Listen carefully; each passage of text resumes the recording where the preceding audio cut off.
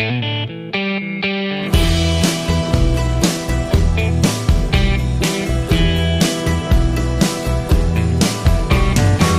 ćeš biti kad odrasteš?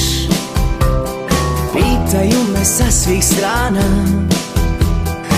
Evo što im odgovaram. Moja želja nek je znana.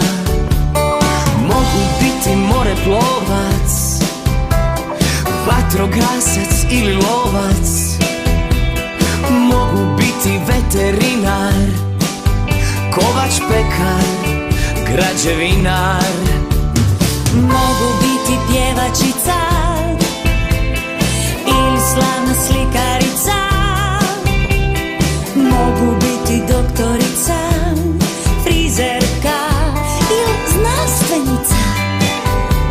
Mogu biti vlakovođa, pilot svemirske rakete. Ali jedno sigurno je, najljepše je biti dijete. Djeca znaju što je važno, djeca znaju što su snovi. Dječje srce kuca snažno, dječje srce uvijek voli. Djeca mogu sve što žele, djeca i bez krila lete. Odluka je zato moja, kad odrastem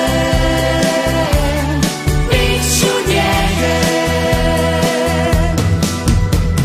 Djeca znaju što je važno, djeca znaju što su snovi.